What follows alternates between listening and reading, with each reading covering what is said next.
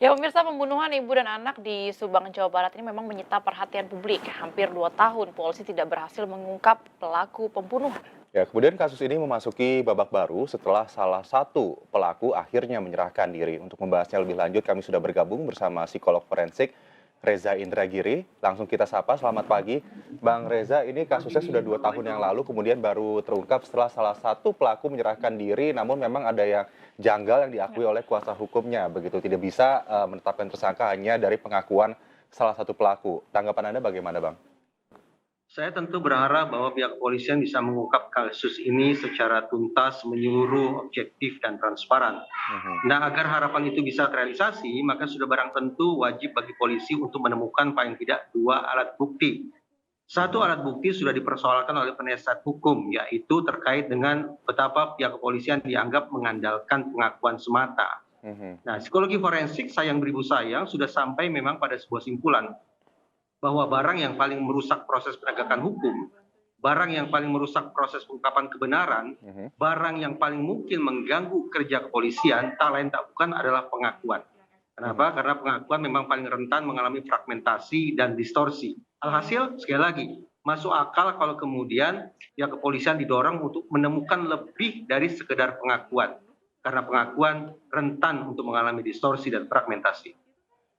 Iya, Bang Reza, iya betul sekali ya. Ini berarti kalau hanya dari pengakuan Mhm. memang bisa mengalami distorsi rentan begitu ya. Nah, kita melihat 2 tahun yang lalu ini ada Mhm. temuan yaitu DNA asing, 2 DNA asing begitu Bang Reza. Namun mengapa temuan ini tidak ditindaklanjuti dan memakan waktu yang sangat lama 2 tahun untuk akhirnya ada salah satu yang terlibat untuk mengaku kepada pihak kepolisian. Menurut Bang Reza sendiri bagaimana ini, Bang? Sejak kemarin pun saya mempertanyakan hal ihwal terkait kabar ditemukannya percikan darah korban pada baju salah seorang tersangka. Mhm. Saya mengajukan pertanyaan kapan gerangan percikan darah itu ditemukan oleh pihak kepolisian. Ya. Mhm. Kalau ditemukannya sejak tahun 2021, maka memang hitung-hitungan di atas kertas semestinya bukti tersebut bisa didalami dan mungkin akan membantu pihak kepolisian untuk sesegera mungkin menetapkan siapa gerangan orang yang didudukan sebagai tersangka. Mhm. Tetapi bahwa kemudian kabar tentang percikan darah di tubuh atau di baju tersangka itu baru tersiar hari ini, maka ini memang potensial untuk memunculkan problematika tersendiri. Mhm. Bahwa jangan sampai kemudian proses penegakan hukum ini dilakukan sedemikian rupa dengan menciptakan atau membuat alat bukti semata-mata, sebagaimana saya katakan tadi, pihak polisi harus memiliki setidaknya 2 alat bukti.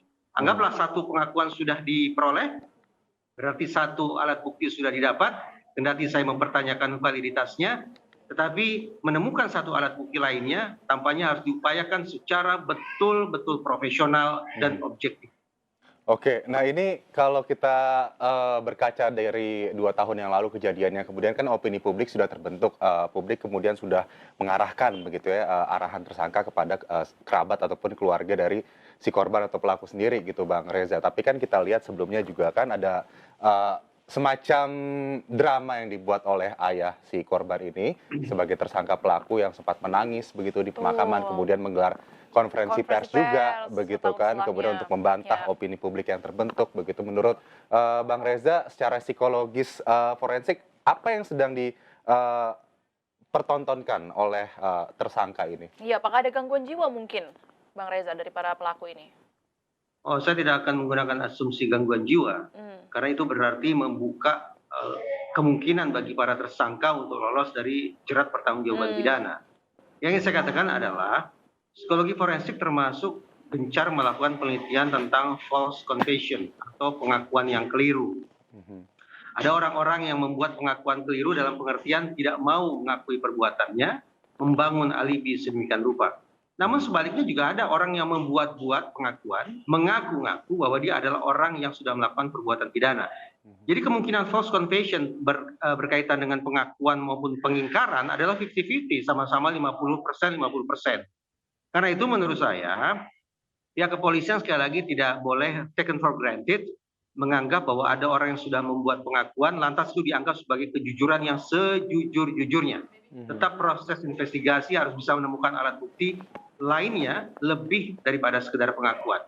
Kalau ada sebagian tersangka yang anggaplah berbohong, berpura-pura menangis dan seterusnya, maka kemungkinan yang sama adalah bisa saja ada tersangka yang berbohong dengan membuat-buat pengakuan sedemikian rupa. 50-50. Oke, masih 50-50 ya, sampai paling tidak ada alat bukti baru yang ditemukan. Tapi kan kita tidak pernah mengetahui sebetulnya apa yang terjadi di keluarga mereka tersebut Betul hingga sekali. akhirnya terjadi pembunuhan ataupun tindak ya sangat mengerikan ini ya. Ibu dan Sangat anak keji. menjadi korban yang disangkakan pelakunya adalah kerabat sendiri begitu. Kalau Betul, misalnya Bang. berdasarkan dari Iya. confession dari pelaku sendiri, Bang Reza, apa kemudian yang membuat itu menjadi 50-50 begitu? Ini tidak bisa dijadikan sebagai hal yang murni pengakuan benar-benar fakta yang terjadi gitu. Ya, dan menurut kacamata Bang Reza sendiri, ini mengapa harus menunggu 2 tahun sampai akhirnya Danu yang merupakan juga keponakan dari korban menyerahkan diri begitu kepada pihak kepolisian?